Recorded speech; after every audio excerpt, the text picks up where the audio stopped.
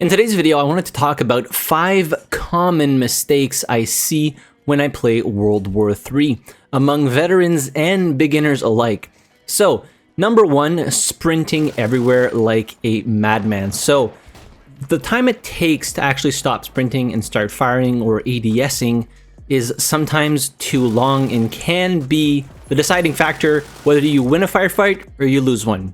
So, when you're going into an active combat area in World War III, try going a little bit slower. Just walk around when you think there are enemies close. That way you don't get caught off guard and you have to stop sprinting to start shooting. Now you can build weapons in World War III to fill that function, that the sprint to fire time is shorter, but oftentimes it's still not quick enough and it gets you killed. So just take it slow when you're going into combat areas and you might get out of more firefights alive, and you might catch a lot of people by surprise when they are sprinting. Number 2 is I see a lot of people not orienting their strikes properly. So how can I tell? A lot of times, half of the strike, like in the map, something like Warsaw, they drop it on B2, half the strike ends up going on the building and doing absolutely nothing because they don't know that you can actually orient your strike the direction that you want by going clockwise with the E key or counterclockwise with the Q key. Number 3 is not paying attention to the minimap. So the minimap is a wealth of information that is available to you at any given time, from resupply stations on the map to resupply bags from your friendlies that can either be health, ammo, armor, or equipment, to even friendly soldiers. So when you hear somebody running close to you, just give a quick look to the minimap, make sure it's not a friendly so you don't inadvertently fire at them, and sometimes they're low on health so you may end up killing them, and that's just frustrating for that person. So giving a quick look to the minimap when you hear footsteps running around can indicate whether or not it is a friendly or an enemy player close to you. Also, the resupply bags, those are so important. So you can ask for armor, health, ammo, all you want, but before doing so, just check around you to see if there are any laying around already so that you don't have to ask your teammates to drop it when sometimes it's on cooldown.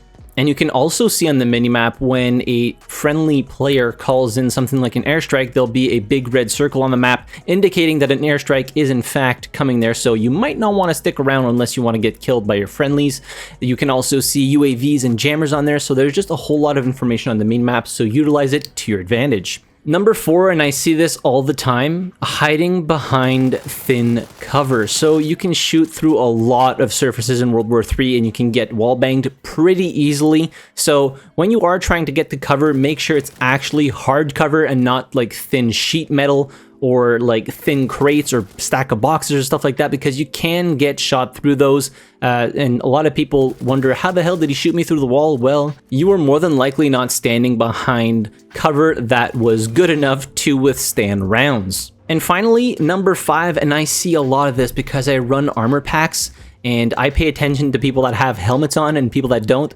And I constantly throw armor packs at people that don't have helmets, and they don't even pay attention to it. They just go about their day, no helmet, all willy-nilly. And there's 2 things. So not having a helmet, your head is bald, so it is really bright and you can see it pretty easily. And number 2, not having a helmet, obviously you're not being protected against headshots. So just pay attention to your armor. In the bottom left-hand corner of your screen, you can see the status of your actual body armor and the status of your helmet. And again, use the minimap to see if somebody dropped armor for you, because that armor can, in a lot of situations, save your life, allow you to survive more firefights within that one respawn. But anyways, those are the 5 common mistakes that I see both veterans and beginner players do all the time in World War III. So just try and pay attention to that on the battlefield, and hopefully by now, seeing them point it out, you'll pay attention to them a little bit more on the battlefield. Let me know other mistakes that you see commonly in World War III. And yeah, hit the like button if you enjoyed the video, subscribe to the channel if you haven't already, and as always, thank you very much for watching. I really appreciate it. I'll see you guys in the next video. Have a good one.